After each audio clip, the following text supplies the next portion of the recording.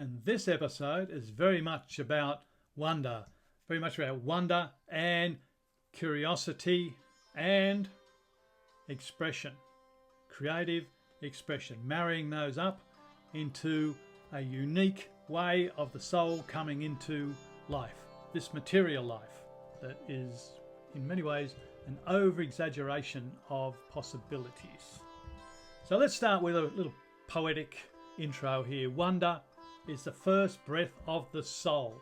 It's a moment we pause before naming, before judging, before deciding what something is worth. Wonder opens us.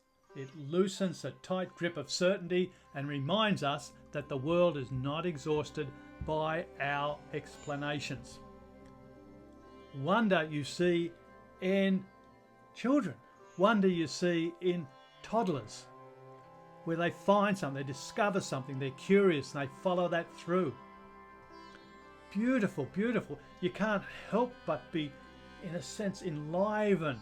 Something touches us very deep inside when we see toddlers exploring. Very much. We still hold that within us, no matter what your age. I'm not saying that we've got a toddler inside, but maybe we do, which is a lovely thing to think, actually. Philosopher Plato believed that philosophy begins in wonder.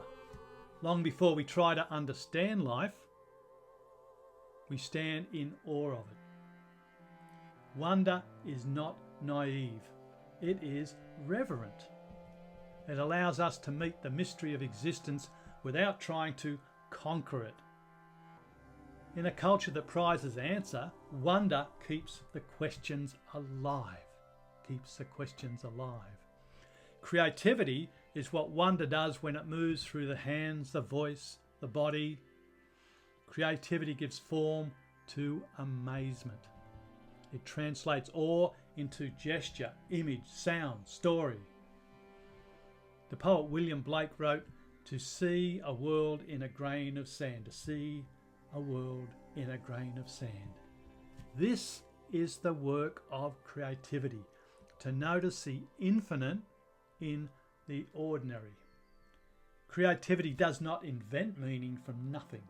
It reveals what was already shimmering beneath the surface. When we lose wonder, life becomes mechanical. We become zombies in a sense, going around eating other people's brains and ideas rather than revealing ourselves into life. We stop seeing and begin only recognizing. We walk familiar paths and forget that they were once miracles. The philosopher Martin Heidegger warned that when we reduce the world to utility, we lose our capacity to dwell within it.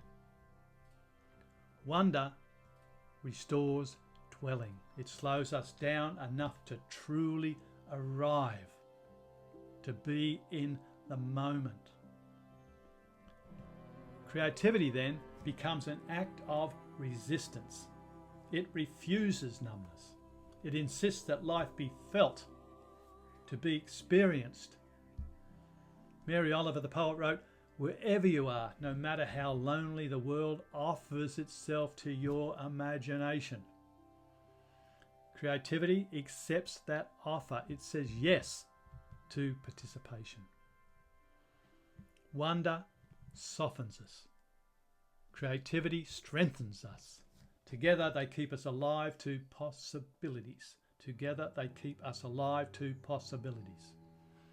The mystic poet Rumi wrote, "Sell your cleverness and buy bewilderment." Cleverness is mere opinion. Bewilderment is intuition. Wonder welcomes bewilderment. It allows us to not know and to trust that not knowing is fertile ground. Fertile ground. Creativity flourishes in that ground. It grows where certainty loosens. Carl Jung observed the creation of something new is not accomplished by the intellect, but by the play instinct.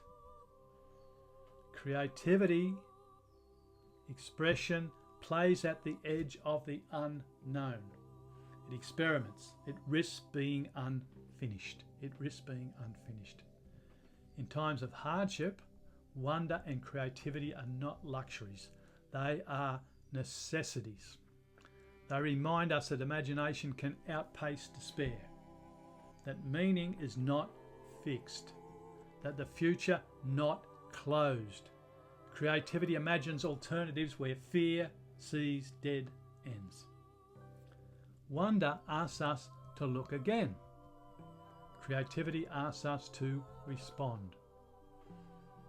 The philosopher Gaston Bouchard wrote that imagination invents more than things. It invents life. When we cultivate wonder, we allow life to remain surprising. When we practice creativity, we collaborate with that surprise. Perhaps this is their deepest gift. Wonder keeps our hearts open to mystery. Creativity gives us the courage to answer it. And in that exchange between awe and expression, we remember that we are not merely surviving the world, but co-creating it, moment by moment, with eyes still capable of amazement and hands still willing to shape beauty from breath.